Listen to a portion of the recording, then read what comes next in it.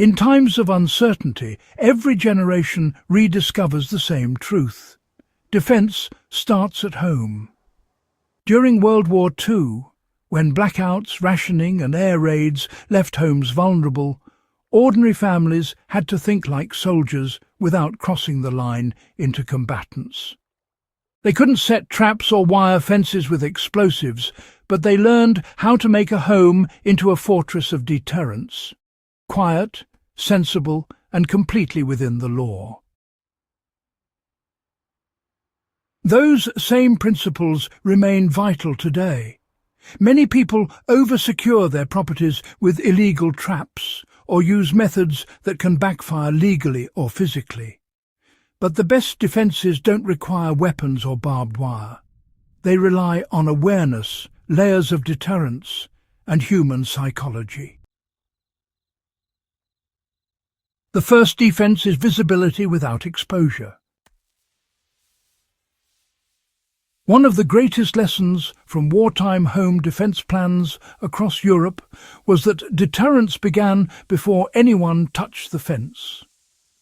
British ARP wardens and neighbourhood watchers were trained to make homes appear alert, occupied and monitored at all times.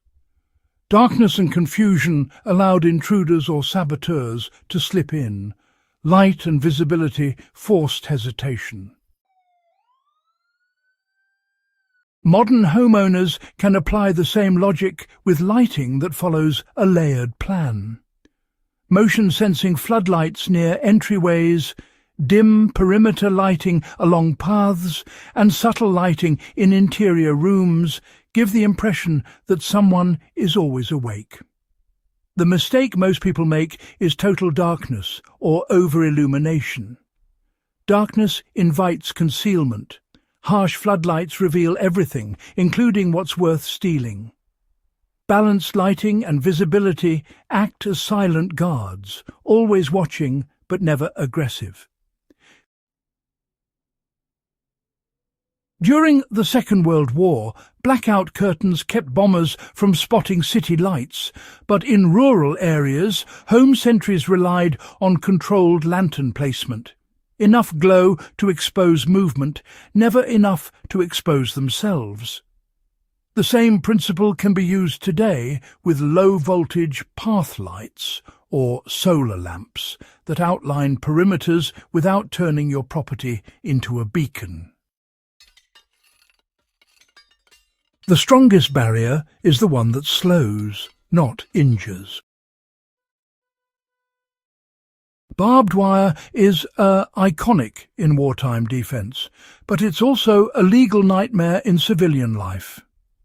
Injury-based deterrence, spikes, traps, electric lines cross the line between defence and endangerment.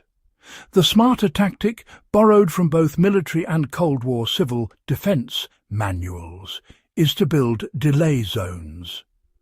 These are obstacles that slow intruders while keeping homeowners safe and legally protected. A well-maintained hedge, dense shrubs or thorned living barriers like pyracantha or holly serve the same function as barbed wire, but without the risk of liability. World War II airfield perimeters often use similar vegetation to slow vehicle intrusion.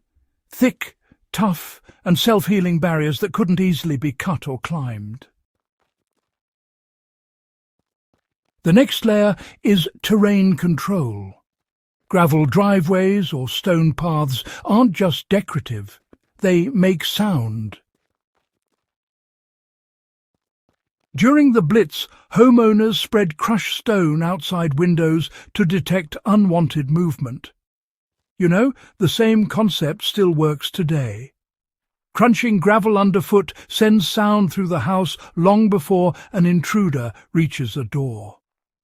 For those wanting practical upgrades, anti-slip gravel or recycled crushed tile can make entry routes loud yet safe for normal use. Entrances should be structured like checkpoints, not traps.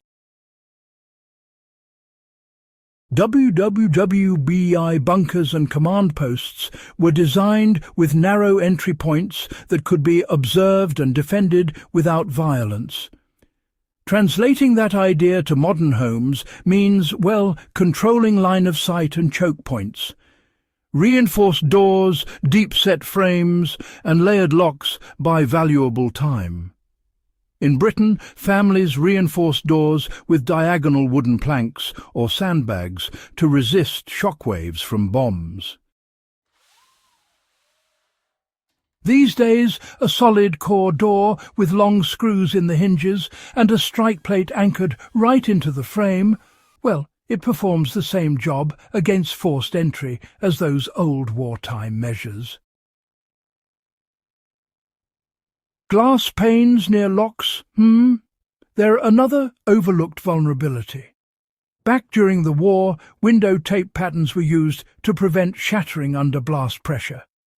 Now, modern laminated safety film can do the same thing, stopping easy access through broken glass. And really, none of this is about confrontation. It's all about time. Every single second a door or window resists is another second for help to arrive, or for the intruder to just give up and abandon the attempt. Sound, sight, and delay remain your invisible weapons. Psychological deterrence was one of the most effective wartime defense tools. Sirens, whistles, and guard dogs all served to remind would-be saboteurs that someone was alert. The same method applies in home security today. A well-placed, monitored property sign or camera, even if it's not connected to an expensive system, changes behavior. Intruders look for low-risk opportunities, not challenges. From a practical standpoint, simple sound deterrents still work. A wind chime near a back entry or aluminum cans strung in a discrete area act as passive motion sensors. In rural Europe during the Second World War, similar setups warned of nighttime raids long before anyone reached the door. For those in modern settings, driveway alarms or window vibration sensors achieve the same outcome using cleaner technology. The trick is balance. Visible defenses discourage, hidden sensors confirm. Too much visible hardware tells people what to avoid. Too little leaves gaps. When these layers combine, your home becomes a space that feels watched, reinforced, and unpredictable. An unattractive target without ever crossing legal lines. The safest home is one that blends awareness with history's logic. Every practical home defense method worth keeping shares a single principle: anticipation. Where to? Civil defense authorities didn't tell citizens to fight. They taught them to prepare. Neighborhoods organized watch schedules, installed signal lamps, and practiced silent communication methods. That same mindset applies to any modern household defense plan. Know your environment, coordinate with neighbors, and plan escape routes just as civilians did under air raid precautions. If your home sits in an area prone to blackouts, civil unrest, or long emergency response times, well, you might want to consider applying layers of both deterrence and sustainability.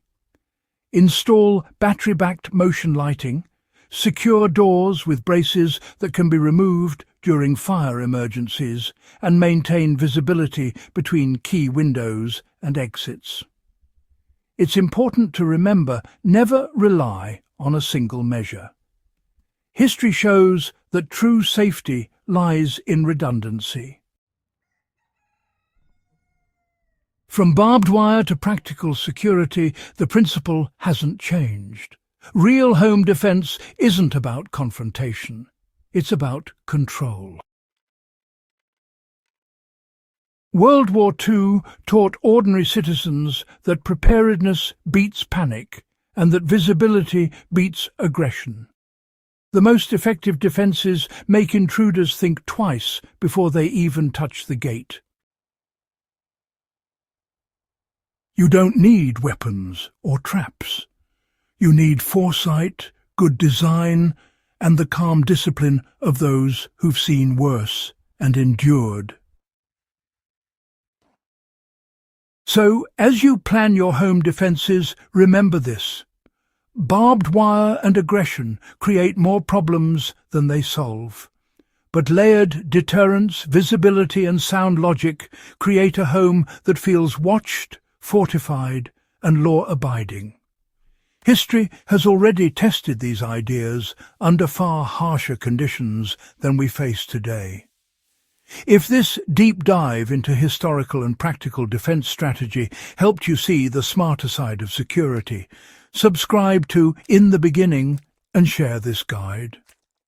The lessons that kept families safe through blackouts and air raids still apply in the modern world, if we have the sense to use them.